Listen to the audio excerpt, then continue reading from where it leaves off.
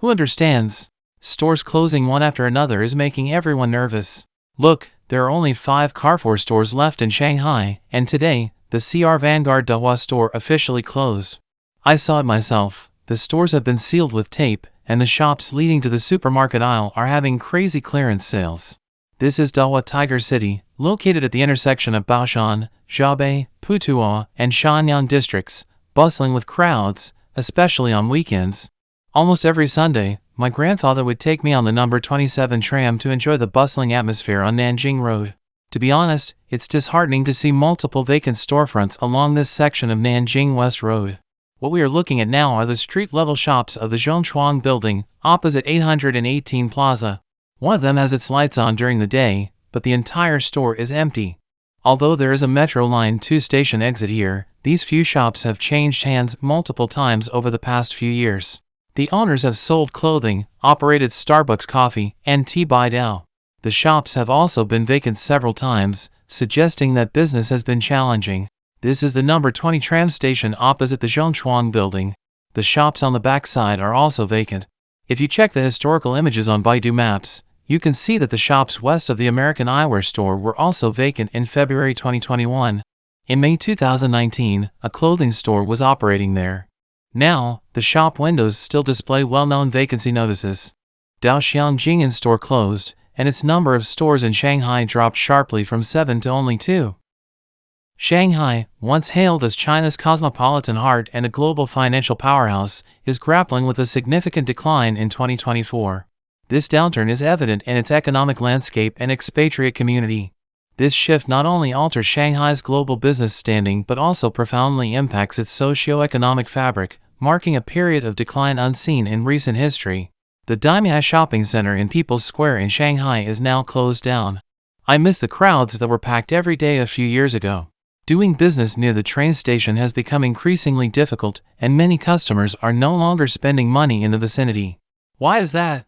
Today, let's take a look at the situation here in front of the Shanghai railway station. Across the street is the ticket office, and many shops on this side have closed down. One of the reasons, specifically in Shanghai, is the high cost of living. I asked locals about it, and they said the property prices here in Jing'an district are over $11,000 per square meter. Just think about how much the annual rent would be.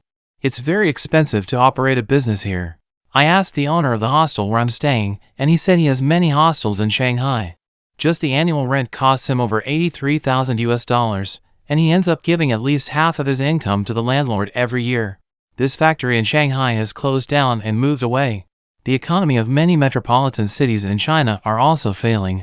Dongfang International Trade, which was once very busy, has now entered bankruptcy and liquidation. Shanghai's real estate sector, a critical component of both the local and national economy, has experienced a significant downturn, mirroring national trends.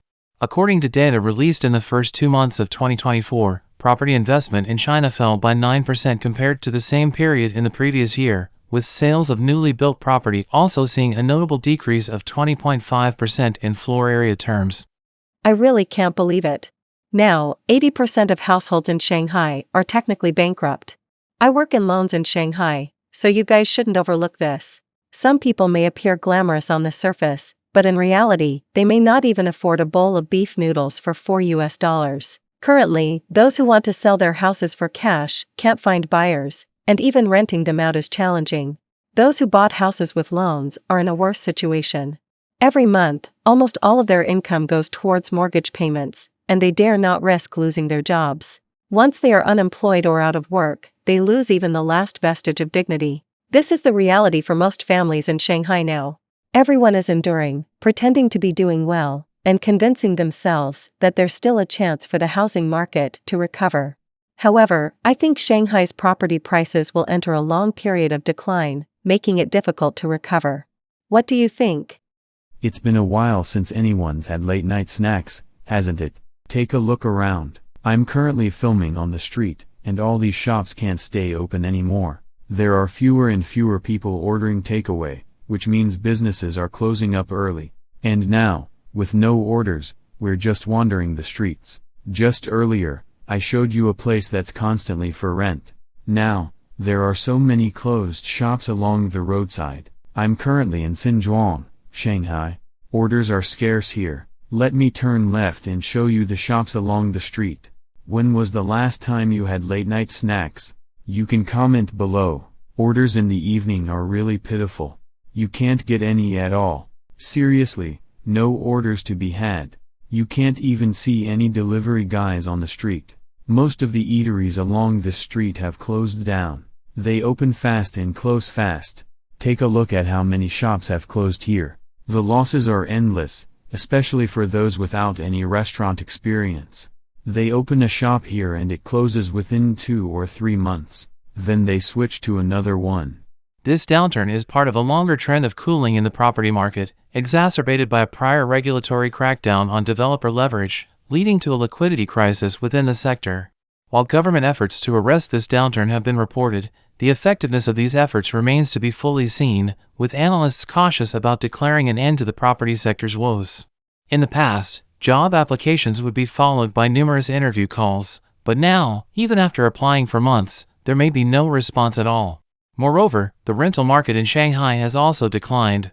A real estate consultant in Shanghai stated that there have been no new tenants in the past few months, and many existing clients have downgraded their rental preferences. Some netizens have even noticed that many shops near the Hongkou Football Stadium metro station have closed down, although others suggest that this may be due to demolition and relocation. Regardless, for ordinary workers, job opportunities are becoming increasingly scarce, while those with actual resources remain unaffected. As China's economic center, Shanghai should not be experiencing such a situation. It is hoped that the government will take measures to ensure employment and livelihood for the common people. The worst city center in Songjiang, the once most prosperous shopping mall, is now closed. What has happened in the past few years? The once lively pedestrian streets are now all closed. Why is this happening? What caused this? It is truly difficult to imagine that Sichuan North Road has now fallen into such a state of decline. The once bustling Chuanzhong Cinema, which attracted thousands during its heyday, has now been transformed into a small grocery market, frequented only occasionally by elderly residents from the surrounding area. The 4 major department stores, Spring Department Store, 7th Department Store, Fuhai Mall, and Dongbao Department Store have all closed down. The West Lake Restaurant, once a state-owned establishment that was always fully booked, now only consists of an old building. Chipu Road Clothing Market, once considered the wardrobe of Shanghai residents, now sees more than half of its street-facing shops on the first floor closed, and the same goes for the internal stalls. The Superfagia clothing market above the second floor has been entirely shut down. Overall, the consumption at Chipu Road Clothing Market has shrunk by at least half compared to its peak period. Adding to the investment decline is the stark decrease in foreign direct investment, FDI, into China, which has also impacted Shanghai.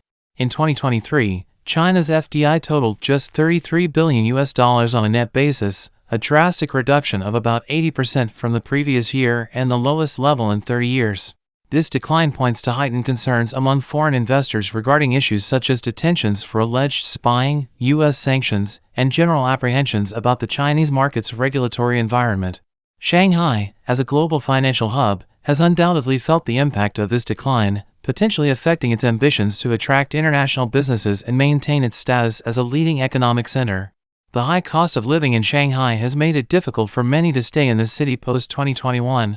Gatherings with friends that once cost a few hundred yuan now require thousands. With rising living expenses, education costs for children, and stagnant wages, many find it challenging to make ends meet. The average factory worker earns between $700 to $1,000 per month, which is insufficient to keep up with the ever-increasing prices and the highest housing costs in the country. Living in Pudong, Shanghai, affording a home is out of reach for most, and even rental prices are high. In Songjiang, a single room in a shared apartment costs $170 to $225. Once thriving commercial areas like Zhongshan Middle Road and Kaiyuan Mediterranean have seen many shop closures. Colleagues have had to change careers, becoming ride-hailing or food delivery drivers, but even these jobs are not as lucrative as before. Children's education is another concern, as many cannot meet the requirements for enrollment in local schools and have no choice but to return to their hometowns. Although the government encourages the street stall economy, it is not easy to set up a stall without being chased away by urban management, making it feel like a thief's life. Earning and saving money for a home has become incredibly difficult. Infrastructure spending, crucial for sustaining urban development and economic growth, has also seen a decline within regions faced with high debt servicing burdens.